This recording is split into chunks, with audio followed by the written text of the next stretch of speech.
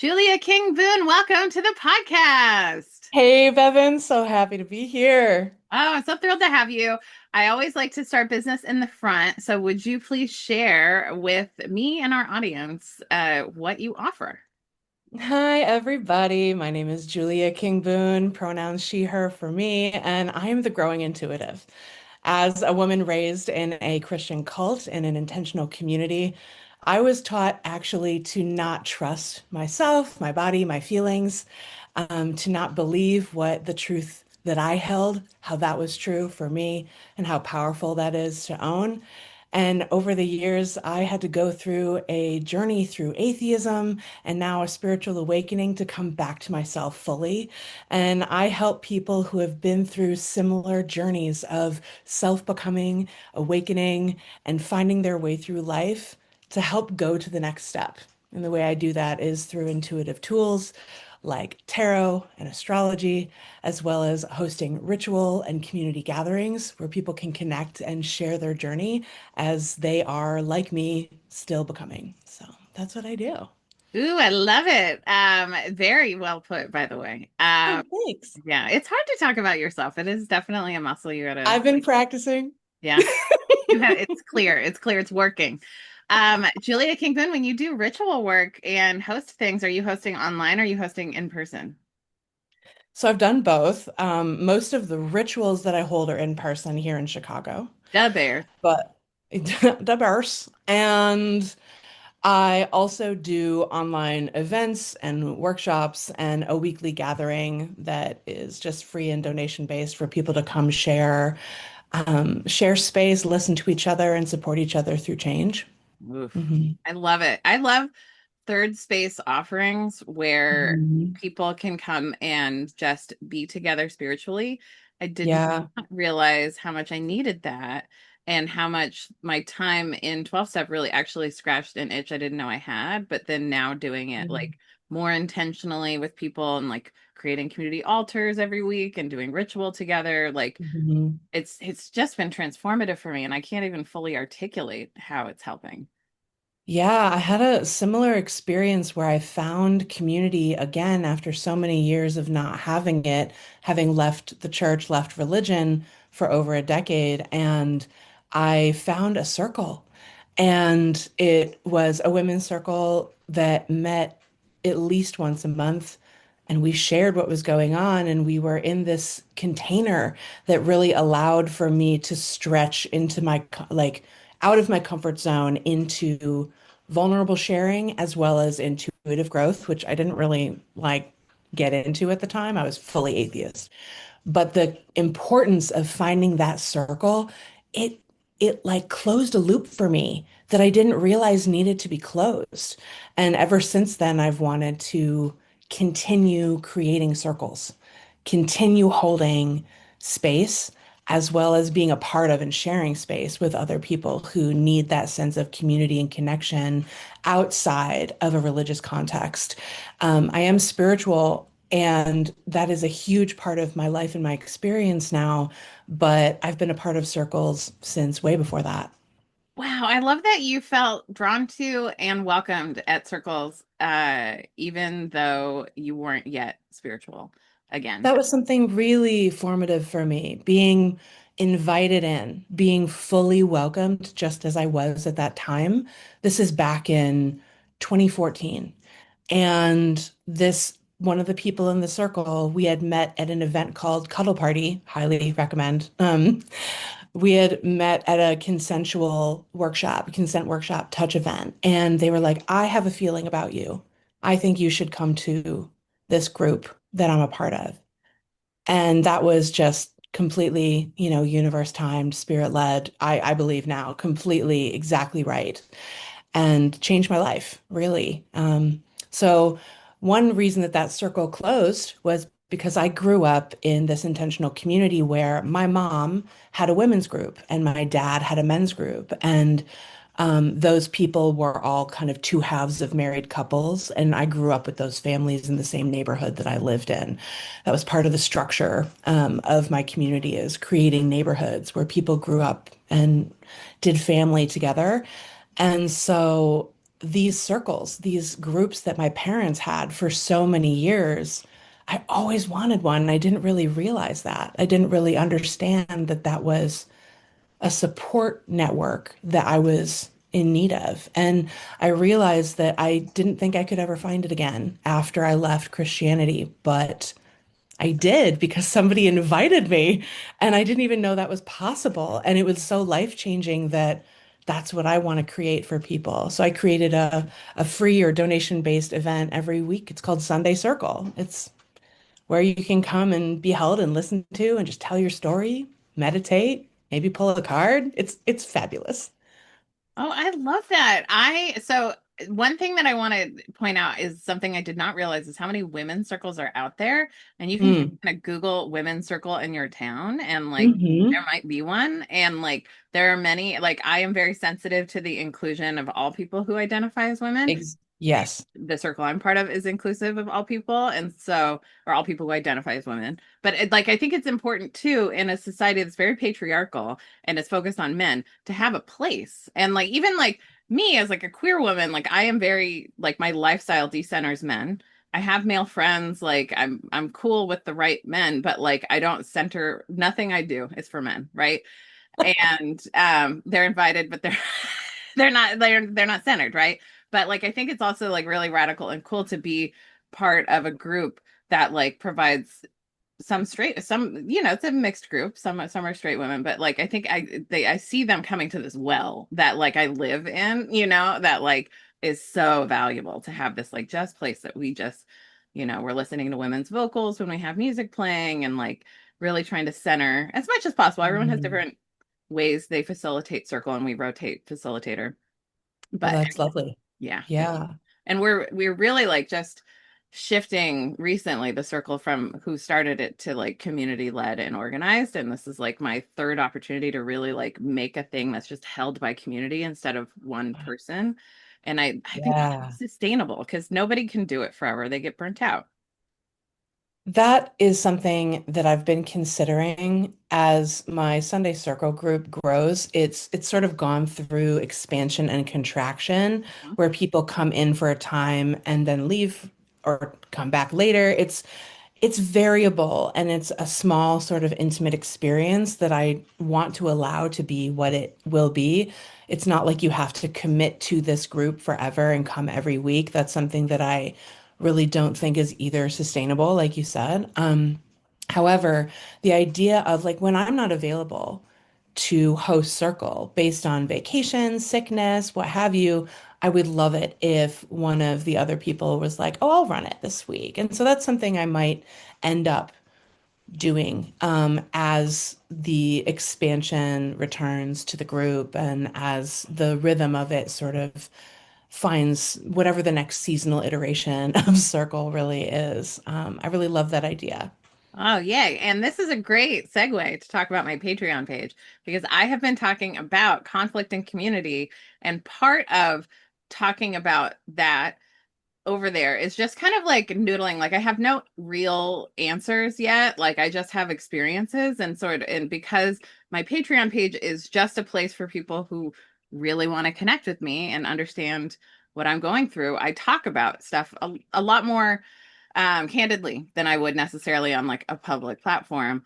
And I've been talking about the decentralization and community holding of this circle and like how that process is going and like how we've been moving it forward. And the people I thought I was going to be, you know, doing this leadership with are not the same people who are doing it, but it's all good. And it's just been a very cool way to like to release needing to control and just having the intention and desire to keep this thing moving forward and available for people.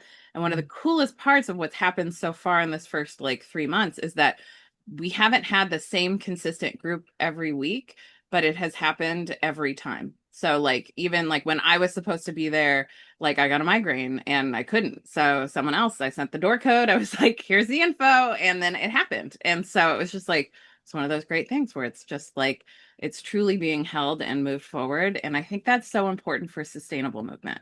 And anyway, so my Patreon page, patreon.com/FKDP, which stands for Fat Kid Dance Party, which is my aerobics class for anyone who feels left behind by mainstream fitness. If you've ever felt too much, too fat, or felt too awkward to dance, mine is the supportive class for you. So I have my aerobics on that platform. I also have a lot of spiritual self-care lessons that I've taught, because most of my spirituality practice is through self-care practices, because I feel like they go hand in hand in how I live my life. And there's so much more there. And if you just want to support the podcast, it is a great way to do it.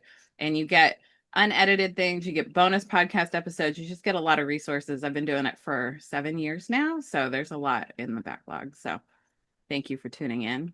And Julia King Boone, you came to a Fat Kid Dance Party class in person and online I before. did. I one of my friends was already a huge fan, and I had heard about you and seen, I don't know how I had followed you before that because it wasn't Patreon back then, I don't No, believe. no, it wasn't. So I had somehow found you and was like, this is my jam. Like this, my body feels so good and alive and playful. And then you toured and came to Chicago, and me and I believe two friends of mine went, but yeah, and we went together as a little trio and had an amazing in-person experience, being like, oh my God, I wish Bevin lived in Chicago. No. We would like be there all the time, but the virtual option is incredible. And I highly recommend the Patreon, by the way. I'm also a member and fully believe in what you're doing in the world. It just brings so much life and love and like spirit to the daily routines, the rituals, the ways that we take care of ourselves and love ourselves, which are, I think, the seat of transformation in life. When we love ourselves, I think things truly start to unfold as they had for me in my life. Oof, absolutely. I think it's giving yourself love and grace to just be messy and figuring it out. And I think there's a lot Yeah. in white supremacy, colonization that teaches us that we have to have things figured out before we try. And that's not Mhm. how you figure things out. You actually have to try and then you figure it out. And then Yeah. you keep evolving, because that's just what humans do and that's what nature does. So, Right. and we're part of it. Right. Well said. Yeah. Julia King Boone. I just like saying the whole name because it's like Yeah, I was like, ooh, the whole it's a thing. title. I know a lot of Julias, but I only know one Julia King Boone. Um, I would love, so I am like so excited that we're talking, because I am such a hungry, hungry hippo to learn about cults. And part of Mm, it is because there is something about cults that sell joy and belonging. And like for me, like my aerobics is not about weight loss, which is typically how fitness sells itself. Like, but my mm, work product is joy. Like I know how, like if you give me 15 minutes, I can make you walk away feeling better. And I know, like, mm. if you give me 50 minutes, 50, that's a whole spell. If the new unit of time is a spell, it's 49 minutes. But if you give me 49 minutes, I can help you feel joy. Like, I have watched people 100% of the time walk away from my class smiling. So Yeah. I'm like so curious what it was like, Mhm. what they taught, and like what their like Mhm. fundamental worldview was, and like how they exerted power and control and all of that kind of stuff.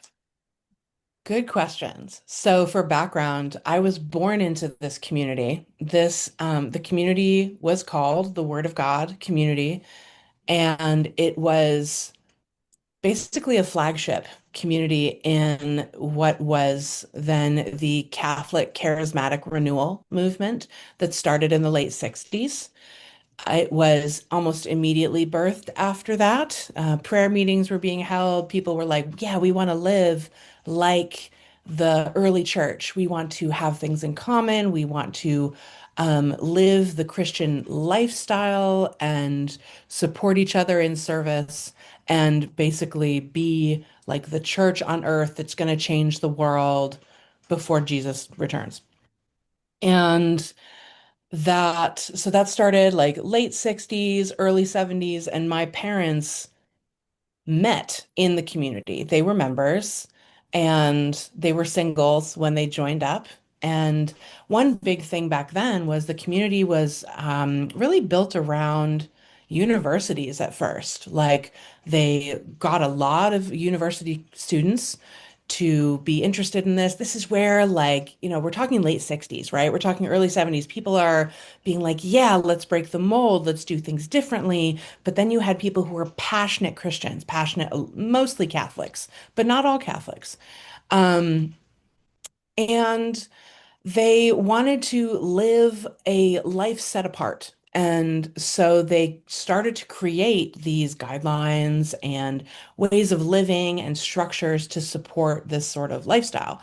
So my parents lived together as single Christians in a household. This is how a lot of the community was organized in the early days, were these households where a married couple would have single college kids living with them. And they would have a household where they had prayer meetings together. They would pool financial resources. They would have meals together and have duties around the house. And also the married man was the head of the house, the whole household.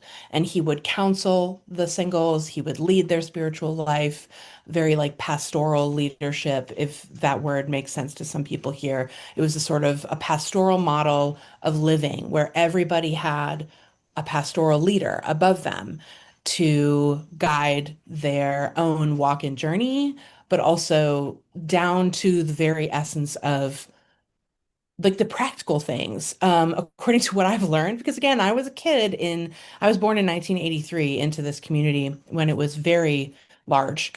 And everything from who you dated, how you dated. Ooh, they called it courting, how you courted, how you Okay, prepared for marriage. wait. But I want to know, Yes. what are the rules for courtship in this community? Well, I wish I knew all the details because that's almost been lost to time to me. There's Oh, a okay. sense of, so some of the rules I know about is, of course, if you met, like my parents, they lived together in a household. And then when my dad, I mean, funny story, he had to get married because he was going to get kicked out of the country when his student visa was up, because he was Canadian and he got caught doing something wrong at the border. And they were like, yeah, you can finish your degree, but then you're out of here. And so he was like, I gotta find a wife. And so my mom was on the case with all the other women. Let's find Dave a wife. And so anyway, but when you date, it's very intentional. You have this counseling pastoral leader helping guide you through the journey. Also, of course, you can't live together. That would be naughty.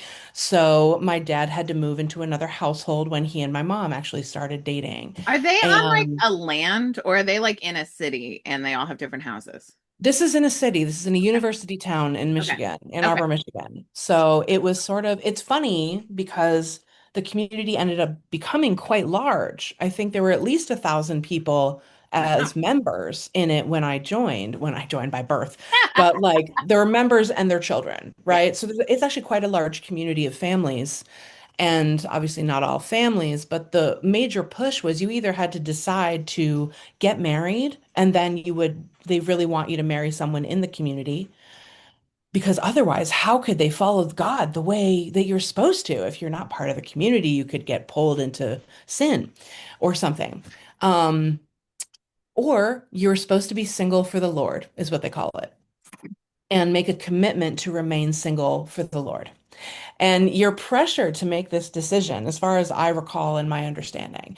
But dating, it's very, of course, there's no sexual activity, and you have a very close eye on how the dating is going from your pastoral leader or your head of household, basically saying, how's it going? Are you moving towards a commitment? Let's, counsel you both. And then you're really sort of brought into commitment pretty quickly, I would say, and then marriage very quickly as well, in my understanding. Now, I'm sure there's exceptions, but my parents, for instance, were under the clock, let's say, Mhm. because my dad had to get married to stay in the country, and they loved each other. It wasn't even a farce. They really did fall in love. It was a really wonderful partnership, and I'm grateful for that. But they started dating and got married within 6 months. So it was quite quick. And I believe in the experience of a lot of people back then, they moved quickly from You're dating? Okay, this is a good partner. Jesus approves. Okay, you're good. Like, let's go. Let's get you married. Okay, the term for the Lord just makes me giggle so much because I know. like it's just you can put anything for the Lord. You know what I mean? And Yeah. it's just it's one of those like I've been reading this book Cultish about the language that cults use, and it really is like a way of controlling people subtly because you're Mm, like because you can live, and I definitely live like for God, right? But like yeah.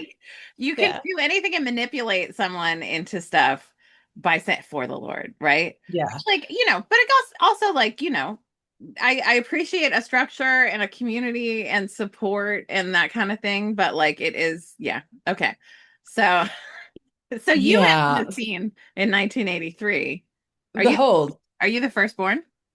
I am not. I am the third of three in my biological family. Oh, you're Yeah, the I'm the baby. baby. Hmm. Yeah. Yeah. So, of course, my siblings are like, oh, she got away with everything. But that just means I had probably more freedom to be myself.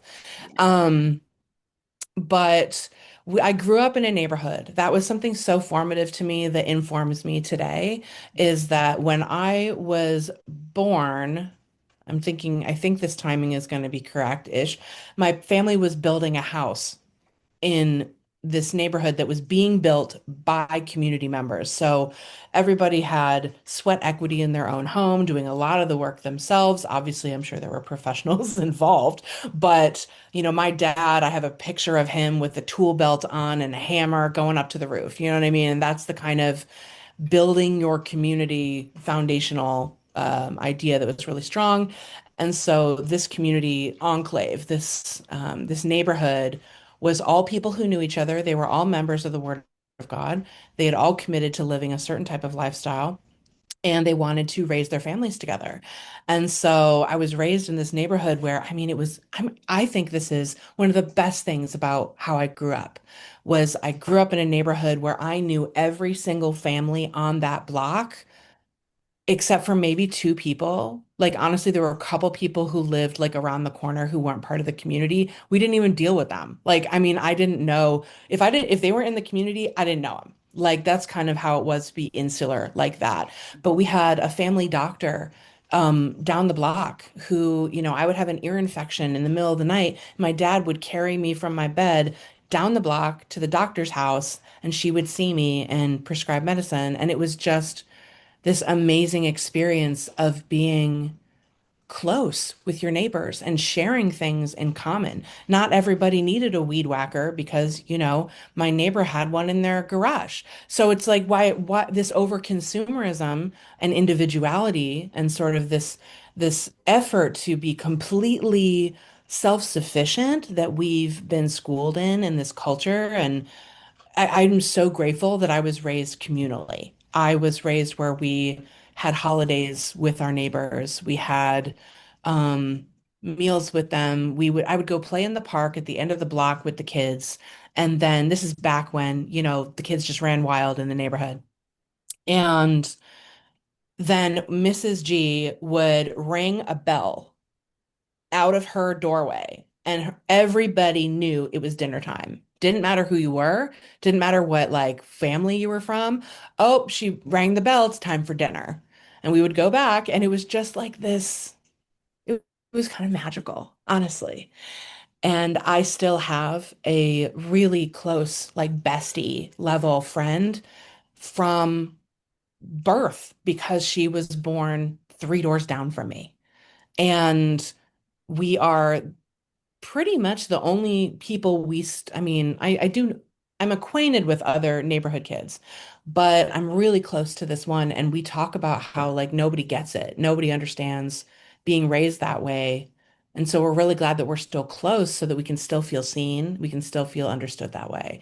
Because being raised in a community that was very insular, very, um, and I didn't actually understand how fearful it was. And I think that gets to what you were asking about, like, what are some of their beliefs? Well, I, as a child, did not understand how apocalyptic this group kind of felt. Mm. Um, but more recently, I've been reading this treasure trove of documents that were archived by a former leader in a sister community in Ohio. Because it didn't stop with the Word of God. The Word of God spawned an umbrella of communities called the Sword of the Spirit. And the Sword of the Spirit is still going. It is a community of communities all over the world. And they're led the same way. They have the same structure of leadership and all of that stuff. They have the same guidelines for how you should be a woman, how you should be a man, how you should raise your kids. Now, I'm sure they've been revised since the 70s, but it was kind of a hot topic and from a couple of years, like in the 90s, when there was a lot of controversy about like why are we making women less than men, etc. I can get into that. But um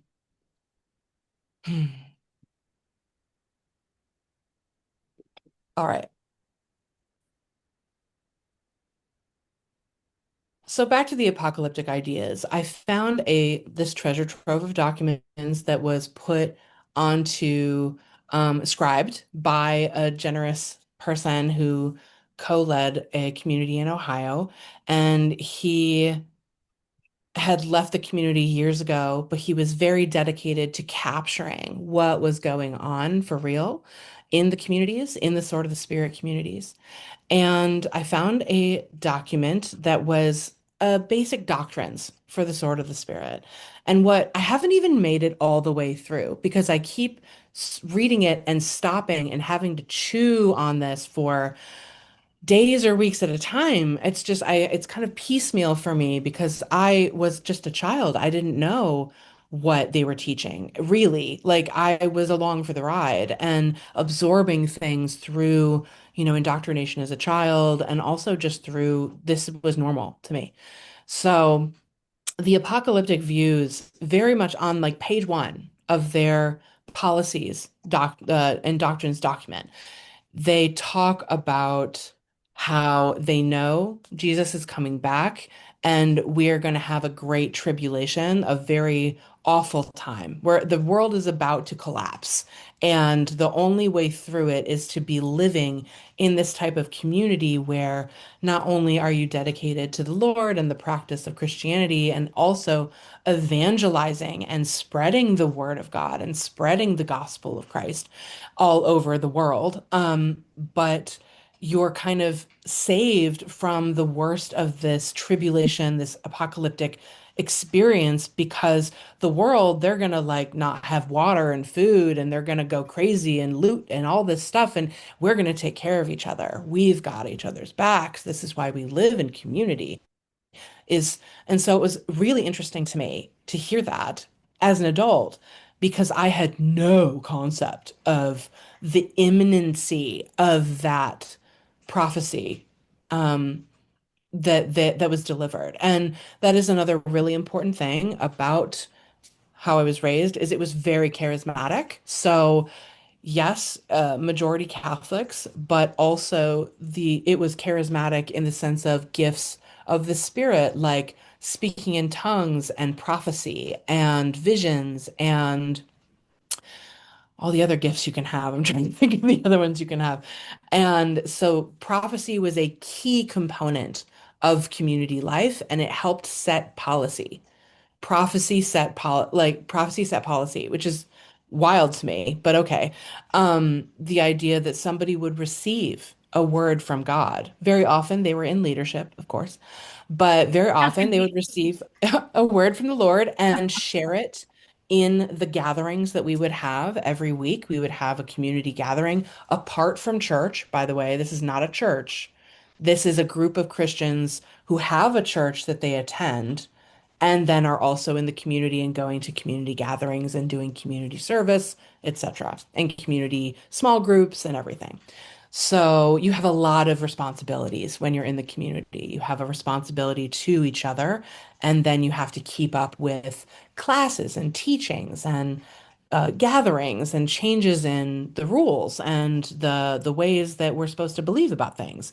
And the fact that Jesus was going to come back and the world was going to go into turmoil was just, I mean, prime for the stuff that really happened in the 80s, right? Where we have the rise of the Christian right. We have um, all kinds of cultural tipping points, the AIDS crisis. We have all kinds of things going on where the community is like, that's bad, bad, bad. Like, that is demonic. That's evil. You can't be a part of the world at all. You need to just do community. And so it was wild to me to realize, like, oh, did I have any non-community friends? And when I started going to school, yes. But I went to public school for K through 3. I got a couple of friends there, secular friends. That of course I was always like, you should be in church. Like I was really good at evangelizing really young. Um, but then I went to a community school for grades 4 through 8. So I was just a part of community in every realm of my life, from school to church to neighborhood to friendships, everything, everything, everything. And that was normal. That was fine. But the idea of like when I went to a public high school, that broke me culturally. Like hmm, I had a culture shock that was kind of traumatic at the time because most of my friends went to a Catholic high school and I went to a public high school, the biggest public high school in by far the area. And, I walk in the first day to register for class, and the first word I hear is somebody screaming, fuck, like the F-bomb. And I'm like, I had never heard that word said out loud in my life. I wasn't even allowed to say like, oh my God. Like I was just, it was so like, oh my goodness, no. And I begged and pleaded for my parents to let me go to Catholic school. And they were like, Julia, no, we're not paying for more tuition. You have to go to public school. And I'm like, oh no, it's terrible. But like, I'm so grateful that I went to public school. There were people of every belief, every race, every version of person. It was such a wonderful place to be. And I'm so grateful that I was surrounded by people different than me because I needed to be broken out of my shell, so to speak. And it wasn't comfortable to be broken out of that naivete. Um, and I was very dedicated to being a Christian, but it was still good for me to be exposed to it and really have those questions start to come up, even in high school, of like, am I really, you know, an evangelical? Am I really this? Anyway, I'm getting ahead of myself, but there's just like so many touch points in my life where I started so insular and naive and contained in a culture that was waiting for Jesus to come back because the world was falling apart. And how dare you be a part of it? It's so bad and so sinful. And if you're a part of the world at all, the sins of the flesh will like come get you, and demons will come, and oh, it's kind of wild. Yeah. Okay, so aside from the demon stuff, it's something interesting about like the idea of apocalypse because people think apocalypse is like the world is over, You right? think that, right? But it's just the big change, right? It's like it's a Yeah. fundamental world change. And in many ways, like I think tariffs are a form of looting. Mm, And like I think our systems are collapsing before our eyes. And community mhm. really is the way forward. And like Yeah. something that Michael Bernard Beckwith puts forward about the second coming of Christ is it's not because Jesus said, greater things than these shall ye do, right? And so Michael Bernard Beckwith says it's community that is the second beloved community, agape love, right? Is the Mhm. second coming of Christ. And so it's like community holding us up, but not in a way where like community is telling you everything else is bad and demonic and the devil, Right. and you're bad and demonic if you do anything but what we do. Like a Right. truly loving community is one where you can come and go as you please, and Yeah. there's a lot that they're missing, but like it's so odd like how like listen, a broken clock is correct twice a day, so like sometimes there's things there, but I just like imagine someone in worship being like, I have a word from God. uh Oh, yeah, absolutely. I actually really loved charismatic worship back in the day. I was very critical of myself at all times, and mm, I really felt like I needed to do everything perfectly and right in order to be not only saved, but to just honestly have a sense of safety in my nervous system. And so in high control religion, they teach you to police yourself Yes. very early on, very early. And so also there are these standards you need to meet in order to be a true follower of Jesus in this type of charismatic setting. And one of those things is you are when you become saved, you receive a gift of the Holy Spirit. The Holy Spirit comes upon you and comes into your body, and then you start to speak in tongues. This is very similar to Pentecostals who have a similar belief. But that was essentially what we were taught as well. And I was never able to speak in tongues. And I could fake it. Yeah, Like, you oh my can goodness. take it. And I did Hamala because I hamala. oh yeah, Shamala Hamala. We know we love her. But like, yeah, I would Shamala Hamala through Uh-huh. church and through the gatherings because my friends were doing it. Hmm. Like I thought I was the only one who didn't. And of course, now as I've reconnected with other community kids, we call ourselves covenant community kids. Because it was a covenant community that we were in. It's the name for the type of membership that we had. You signed a covenant to be a part of this community for life. Um, and a lot of us were faking, okay? Like a lot of us. And of course we were. Like that doesn't surprise me, but it also reminds me about how little truth there really was going around. And by truth, I mean vulnerable sharing of what was real and what was really happening in our lives because it didn't measure up or it was sinful or it didn't meet these standards and assumptions that were, taught by the leadership. And so I spent a lot of my life, very, very much of my life, not telling anybody what I was really dealing with, what I was really fearing and thinking, and the things I was wrestling with. I would just obsess and police and self-police over and over again. And I find it really freeing and liberating to be in a life now where I am not only working to change the way we hold each other accountable in society, anti-police, right? Just we should not be policing each other in an inequitable society the way that we have been, okay? But also that starts with not policing ourselves. Yes. That starts from inside. And all of the shifts we want to see in the world, all of the revolution that we want in this world starts with revolutionizing our inner world. And that was exactly what started my journey, right? The idea of I need to handle something in here. And when I started addressing my inner trauma, pain, policing, etc., then my whole outer world was shifting. The people I was with, my lifestyle, where I lived, everything was shifting based on when we start in here. And so and that's never ending, absolutely never ending. I'm still today looking inside and looking for ways that I am trying to be a perfectionist of myself. And in spirituality, you can stumble back into perfectionism.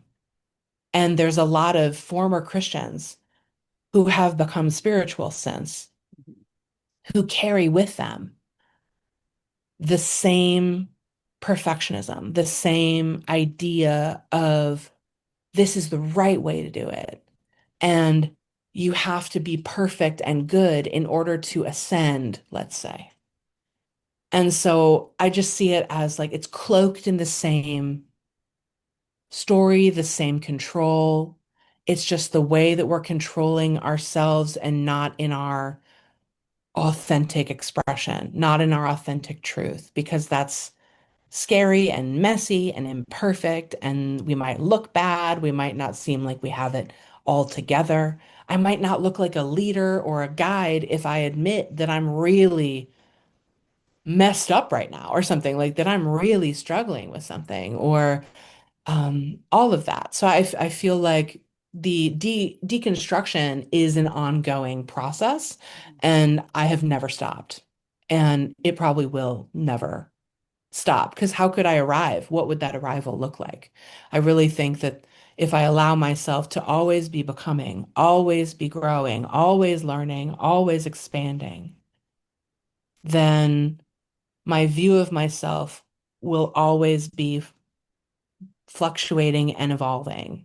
And if I believe that there is a perfection, if there is an ideal, if there is a rule of the best way, the right way, that a spiritual expression should look, or what a personal purpose looks like, or what success looks like, or who, as a human, how can I be the best me I can be? If my higher self is so idealized to the point where I feel like I need to strive and even harm myself or deny myself or self-sacrifice in order to achieve that, then I'm like, do I really want that? Like, am I really being fully embodied me? So the journey started out with like highly restrictive religious trauma. And now it's this journey of, I think I'm always going to be on the path. I think I'm just sharing what I have so far. It's not that I've made it. It's not that I've ascended or been enlightened to the point where I'm above anyone else on another level. It's that like we're all on this path together, and what we can do is just gather people with us on the way Mhm. and say, I'll hold the light. Let's walk together. I'll hold this lantern because I have a little bit of insight about my experience and how I've made it through. But I see you going through the same thing. I'll do this with you. I've got you. Like you're not alone. You don't have to be perfect. You're not a bad person. Come on in. Yes, you're not a bad person. Come on in. And I think I want to point out too that like even people who are raised outside of highly restrictive religion still get the cop installed in their brain. And so evicting the cop in Absolutely. your brain is so essential to living a life of authenticity and kindness and care to yourself and Hmm. others. Because it's really hard to give kindness and care to others if you're not regarding yourself with kindness and care. And Absolutely. yeah. And so tell me about like when you like really made the split and you were like, I'm an atheist now. This is not me. And then and sort of that journey. Yeah. So one of the honestly, I hope I loop back to this thread. ADHD. Woohoo. Yeah. But one of the first moments that really started my heavy deconstruction, because I had inklings for years, but then when I really started, the snowball was rolling down the mountain, was a thought I had about why did God create me with five senses that he refuses to use in order to communicate with me? Why was I given this reasoning ability to figure things out and understand things, but I'm being asked to believe blindly in something that I can't differentiate from my imagination? And that started this sense of like, I was resentful. I was angry. And I had a series of, steps and doubts and questions that just kept coming about like, was Jesus even real? And, why should we even trust the Bible when it was constructed by religious and governmental authorities over centuries and changed and removed, and women were removed, and all this stuff. And homosexuality was added in the 40s and it really actually just changed stuff that was about pedophilia, but that's a different podcast. And a great, what's that documentary? 1949, is it? Oh, I I don't want to get know. that right. There's a documentary about that. Oh, okay, great. Hmm. Can't wait to watch it. Oh, yeah. Excellent. And so it was that question of why does God not communicate through my body? And also, it was, I had deconstructed the idea of hell. Now, this, I think, is one of the major gateways for people leaving Christianity, is the unhooking of the fear of hell. When you can release, and this takes time to get through the nervous system because that's where this sits. It sits in the nervous system, this absolute terror of torture and death and separation. And we know that we are communal humans, right? We are tribal mammals. We are meant to live in villages and packs and all that. Like we're meant to be together. And so the threat of eternal separation is a core biological fear as well. And so, even though it wasn't like I was told every day, like, watch out, you're gonna burn in hell, it was still so deeply a part of the message. Why did Jesus come and save me in the first place? Because I'm worthless and sinning and I deserve to go to hell. Period. Like that's just what we're taught. And so I had to unhook from the fear of hell in order to, I think, come more at home in my body and be able to have the courage and the yeah, the courage and the fearlessness, honestly, in order to confront, does God exist or not? So I had gotten rid of the idea of hell, I would say a year or two before I actually became an atheist. And it was the freedom of that, the sense that like I have nothing to be afraid of, like eternal damnation, torture, etc. I don't have to be afraid of that. So now I feel safe to explore. Now I have the blinders of fear have opened and I can look in my peripheral a bit more. I can look for more information instead of just avoiding everything that's not in the Bible, avoiding everything that's not quote unquote Christian. So atheism was really oh God, it was really hard, okay? I didn't leave because I was mad at the church. I didn't leave because of trauma. I didn't leave because I had lost my dad and I was grieving. I didn't leave because of a lot of reasons people are, and valid reasons that people leave. I left because I couldn't stop looking for truth. I really couldn't stop being curious. And I wanted to understand and know. And after I'd gotten rid of the idea of hell, I was really able to listen to more people. And so this is back in the day during this, I don't know if you remember, but there was like a new atheism era with like a lot of evolutionary and Christian debate, like Richard Dawkins and other people like were really Sam Harris and other people were really loud, a lot of white men being really angry about religion. And so I watched a lot of YouTube. I watched debates between atheists and Christians, and I found myself going, wait a minute, I think I agree more with the atheist than I do with the Christian. And it started freaking me out, like really genuinely freaking me out. And it was so uncomfortable and very, very scary because what I was doing is exposing, like uncovering my identity and realizing that it was built on a very faulty foundation, a very cracked and leaky foundation. And I'm amazed that this happened, by the way. I allowed myself to completely let go of who I was. Now, that was awful. That was so hard. It was really unhappy and lonely. I was the loneliest I'd ever been in my life.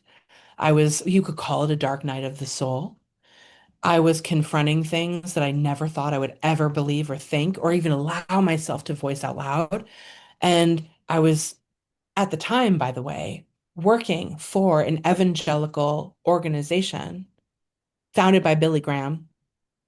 And everybody, my family, my friends, my coworkers, everybody was Christian. Everything in my life was Christian.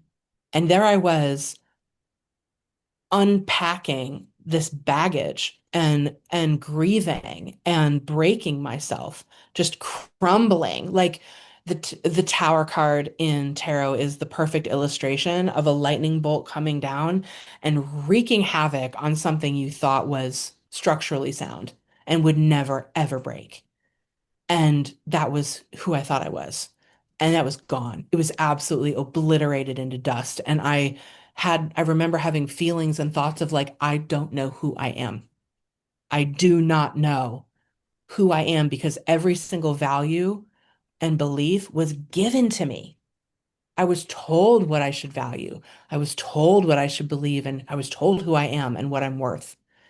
And it took years. I mean, it took time to figure out like what parts of me were still me. This is actually kind of emotional for me because when we break down the foundations and the walls and the false beliefs and the rules, we're not completely obliterated. It's just that we're left with the little part of us that's still us. Mhm. The part of me that can never be harmed. The part of me that could never not be. That's what I was left with. I didn't really recognize it as such at the time, but I realized that I was like, wait a minute, I'm still Julia. I'm still kind and curious and loving and gracious. And I want peace and I want love and I want to help people. And I love to read and write and I love music. I love singing. Um, I believe in community no matter what. That is still me. It just doesn't have to be a religious community based on what I don't believe or who I'm not. And so I got down to the whole ass basement of who Julia is and found her there. And then I started building a house around it. And that took years. Because nobody was there to tell me what the right way to do it was. And when you are used to submitting to authority all the time for everything, as the community was structured, you submit to your authority, your pastoral leader. Well, I would submit to the pastor, the Bible, whatnot. I would even submit to my youth leaders, like just whoever would tell me what was right and what was wrong. That kept me safe. And when I had to do that for myself, I had to deal with a lot of nervous system dysregulation because I didn't know how to stay safe. I had to find that. I had to find the safety inside me. I had to find the love inside me.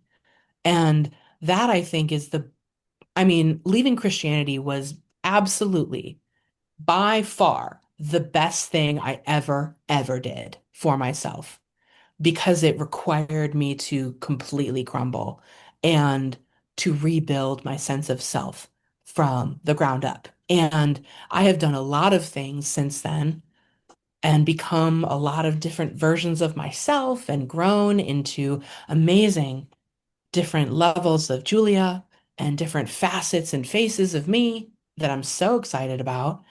But also, it all started with like, I have to just be, like, I have to be okay with what's left. And what's left was actually pretty freaking brilliant. And I was really excited about that. When did you come out as queer? I don't know how you identify specifically. Mhm. Queer. And Yeah. like and what was your gender journey like and polyamory and all of that? Like when did that come in terms of like timeline hmm spiritual development and reconstruct? Excellent question. So leaving Christianity was like the first domino. Hmm. Then came polyamory. Oh, oh, So a couple years after that, I started dating polyamorous people. I dated a couple as a on a whim. I've never considered that until that point. Dated a couple for like a half a second. I mean, it was really brief, but it gave me that feeling of like, well, maybe I could be open to being with women, but I really wasn't into the woman I was with. I wasn't in, it just didn't click. I wasn't there. And so I was like, well, maybe not. And I put queer kind of like on the shelf. But as like I don't judge it anymore. So, but I guess I'm not against it. But I hadn't really gone there in myself. But polyamory was first. So I started dating a polyamorous person, and they were already polyamorous for years. And so I had a lot of experience. And that was the beginning of another really, well, that was my Saturn return. yeah. Let me be frank about it. Ah, My polyamory was part of my Saturn return story. And that also was me realizing I was queer was at the end of that Saturn return. And so I would say polyamory started because I was so freaking into this person. I was so deeply just, I, oh my God, I just fell in love so quick. I was so interested. I was like, yes, I'll do whatever. It's fine. It's totally fine. Like, yeah, I just want to be with you. And it was a lot harder and confronting than I expected. And I will totally easily admit that I confronted things in myself I'm not proud of. I had to learn kind of the hard way by jumping in the deep end about my insecurities, my struggles with jealousy, my lack of self-worth. And how that played out in polyamory was just a constant barrage of confrontation, of like, I'm not good enough. I'm not enough. I'm like, that person's got it right and I've got it wrong. So again, the internal police, just constant, and not feeling worthy of the love that I desperately wanted. And it ended up, we had an amazing relationship for about a year, and then the last year was really hard, and then the breakup was rough. And I had a huge hand in the breakup because I had lied to them and had broken an agreement we had within our polyamorous, um, we had a polyamorous kind of like promise and agreement about disclosing certain things. I did not disclose a thing. I fucked up. And they called me on it and they said I can't be with somebody who's going to lie to me. And I was like, that's fair. So I messed up and I had to face that and own it and realize that what brought me to that moment was me and a lot of the things that I had not integrated in myself, not loved or accepted about myself, and how I can't look to my partner to make me lovable. I can't count on one other person to make me feel safe and secure. And polyamory is, again, a huge, oh gosh, a big teacher, really wonderful teacher of how it's not all about one person. You get to have a resource pool of people, and each relationship is going to look unique and have a different vibe, a different commitment level, a different way of sharing life together. And it's all up for negotiation. And so, yes, I was polyamorous and I started practicing myself with another boyfriend. This is prior to my breakup. And I was like, oh, wait a minute. I can fall in love with somebody else and not stop loving my original partner. I get it now. Like, I didn't get it until I was living it. And I was like, wait a minute. I can love so many people at once. Wow. So that was that. And then thankfully, because polyamory, I had this door open to experimenting and practicing and exploring. And so apparently this circle that I mentioned at the top of the podcast, one of the people at that circle hosted play parties, sexy play parties for queer, kinky, poly people. And at the time, again, I didn't identify as queer. At that point, I was like, what did I call myself? Um, what was it called? Like straightish or like heteroflexible. That was it. Oh, Heteroflexible. heterosexual. Remember that Yeah. one. So I was like, because I wasn't against it, but I also had never practiced. I had never played with anyone who wasn't a cis man, well, who I thought was a cis man. And so I went to a play party for the first time. Ooh-wee. And I asked to play with a woman for the first time, and I did. And it was just like, oh, cool. Oh Like, my God. that, Can I just ask, like, what did you do the first time you played with someone at a play party? It's called pickup play when you like, just when like you connect with literally someone. Yeah. pick Like, up a random person. yeah. Yeah, so this was at a house party and we had an opening circle. I'll just start with how I got there because we had an opening circle and we play this game called Mildest and Wildest. And you pick the mildest, you might like this game. Yeah. So, Listen, I have to say I've been to many play parties. I don't really go anymore, but mhm, I love an opening circle. I think it is such a great way to set intentions, set a vibe, yes, and like give you good boundaries. yes. And as someone who doesn't actually really like to play that much in public, it was such a great way to like know who I could connect with, even for like Mm. just hanging out and watching a porn or something, you know? Yeah, you might get a vibe from somebody and be like, let's just hang, let's talk, let's whatever. And so in the game Mildest and Wildest, after we've explained, here's my identity, here's what I'm here for, you say, what is the mildest thing that you could do at this play party and leave overjoyed and happy? And then what is the wildest thing that you would want to do at this party and leave overjoyed and happy? And I said the mildest thing was, this is my first play party. I showed up. So I already won.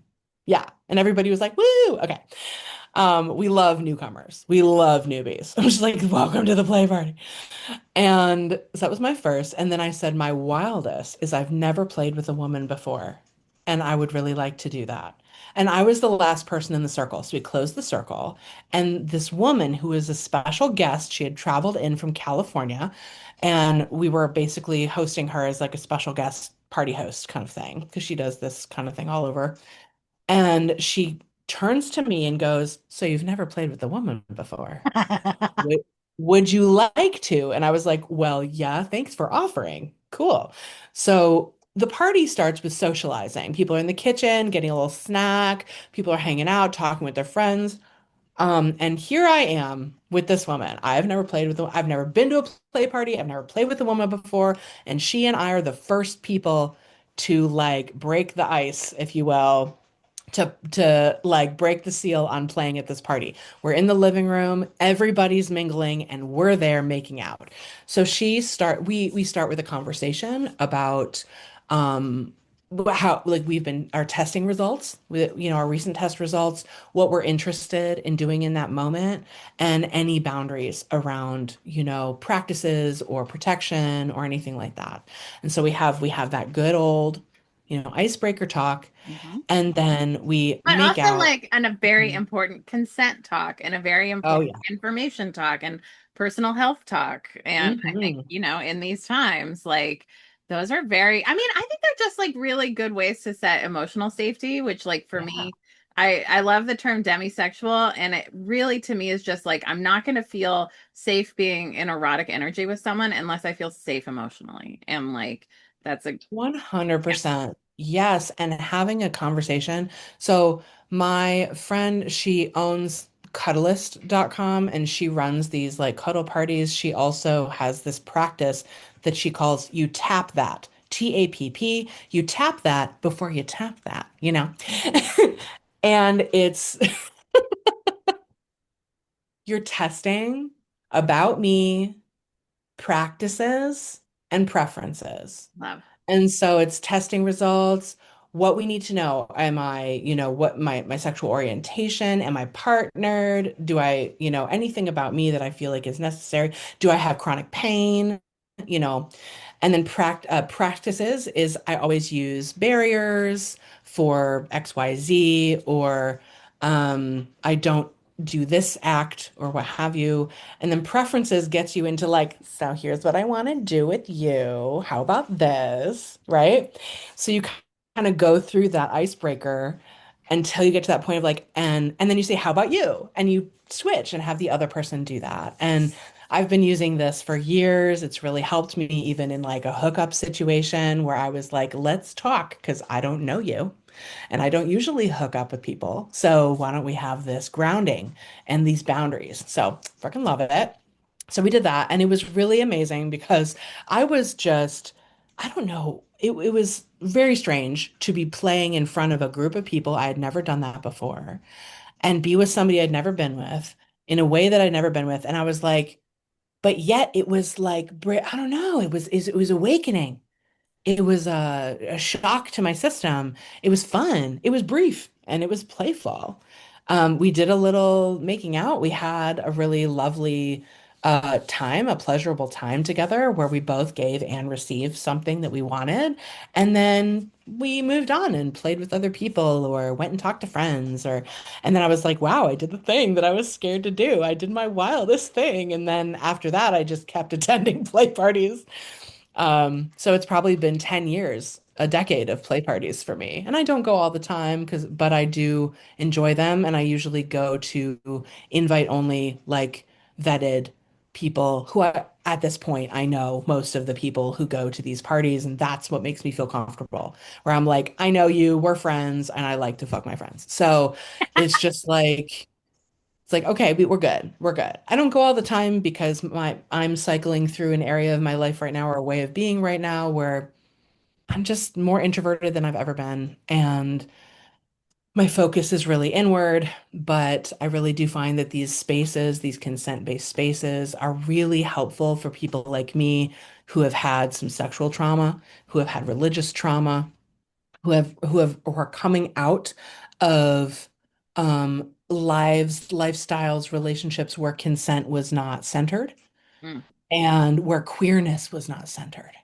And yeah. that is liberating. And that was really how I found my queerness was experience and practice. I didn't go on the apps and start dating women being like, I'm new. Can you please date me and let me find out how it feels? Because I didn't want to use anybody as a test. I felt like that just didn't feel genuine to me. But I did play and realize that I was into that. And then eventually I met somebody in the wild who ended up being my spouse for like my first really big queer relationship where the feelings were there. It wasn't just a sexy appeal, it was the whole package. Yeah, so that really, but I had to give myself permission to go there. I had to give myself permission to not feel queer enough for quite some time. But as other people who have been through this journey who might be listening, being like, I just needed somebody to validate my queerness. Sometimes we need, I know it's a validation that comes from within, but it sure doesn't hurt to have the permission slip of someone queer that you trust saying, you know what, you're queer enough. Come you're part of the quilt bag. Let's go. Like, just join in. And so yes, I identify as queer. I identify as a non-binary woman. So that journey was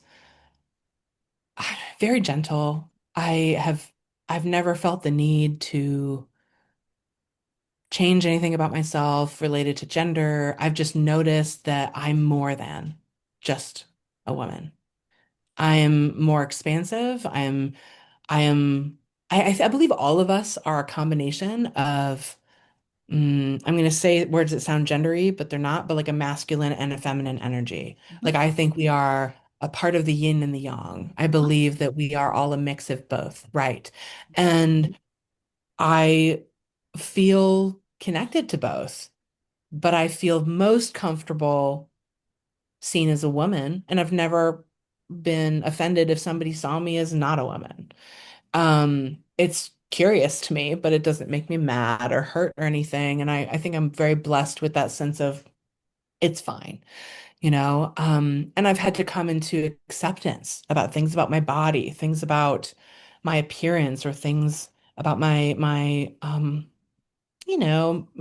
fashion and everything has just gotten more gender neutral, and I play on like all kinds of different sides of things. I just don't want to be boxed in.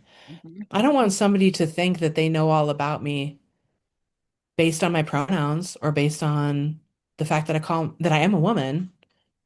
I'm very proud of being a woman, but I'm also more than what society thinks of as womanhood. And I think when I raise my consciousness being sort of like the umbrella above me, and this view, this 10,000-foot view of all of this, and also with my belief in the fact that I've lived many lives before. I know I've been a man many times. I know I've been a woman many times. It's like, so it doesn't matter to me. It's just like, this is the suit I chose to wear for this life and the purpose that I'm here to live right now. And I'm happy and pleased with this suit. Thank God. A lot of people are not comfortable and are not at peace in their flesh suit that they chose for this life. I support anything that you want to do to feel more in love with you. And for me, I didn't really have to change much in order to just accept that I'm more. Wow, that's such a great way to put it. Julia King Boone, my last question to kind of tie up our Mhm. conversation is like, what really helped you step back into a relationship with a loving God? And what did that look like? What did you do? And what advice would you give other people who are looking or evolving in that way too? It's a really beautiful question. And I think even up until 2 years ago, I probably would have felt a bit of resistance to that. Because of the baggage of the word God, even Mm, because of all that people assume that means. But again, as I've been expanding, I can hold that now, and I feel more connected to God than I don't think I ever did. I think what helps me return to this connection to a loving God is what allowed me to do that is understanding how big and all encompassing I actually believe Source God to be. When it is taught as a personified being, a male father God, authority figure, who's sitting up on a throne, like you can visualize a person almost. That was too small. It is too small for me. It's way too small. And it doesn't fit anymore. And my vision and understanding, which is always going to be limited as I'm a human, but my understanding is that it's so much bigger, so much broader. And every single thing that you can imagine, from light to shadow to evil to loving, everything is encased and part of the all that is. And that is like how amazingly huge that I think God is. And I know I can probably never really feel that to its fullness until I am reunited with the all that is outside of this sort of 3D limited reality that I'm in right now. But for this time, what makes me feel the love is because I have renewed, I think, a love for myself. And I have given myself permission to be part of the all that is mm, and not separate from it and not a fallen, sinful, dirty, imperfect human. Even though I'm stumbling through this life. I am making interesting choices. I am not measuring up to my ideals sometimes, and I do things that might hurt people at times as well. Even though all of that is true, that I can still love myself. I can love others on that same compassionate level. And the compassion that I've found, the inner compassion I've found I know is a sliver of the divine. mm. And that divine light that is a part of me, the part of me that always was, the part of me that could not be crumbled by the tower card, the part of me that was always Julia, but yet more than Julia. That is a fractal of the all that is. And so I'm a part of God too.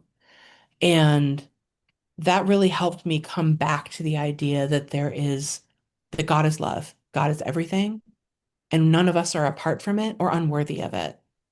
And we simply hold intrinsic value and worth by simply existing. And there's nothing we have to do to earn it. There's nothing we have to do to be worthy. And that is the type of love I want to spread in the world, but also because I believe that that is the God through me. That is God through me, is light and love and compassion and generosity and just beaming love. And I believe the power of love is so immense that it can literally change anything from a hardship to a blessing, from a trauma to a healing message and freedom. Love's the way. That's what I believe. And I believe that that is God. Love it. Oh, Yeah. Julia King Boone, thank you for being on the podcast and thank you for this rich and magical conversation. I am so grateful to know you. Thank you. Oh, it's such a pleasure to be here. I really appreciate the space, the time, and you sharing your magic as well. Thank you. Yay.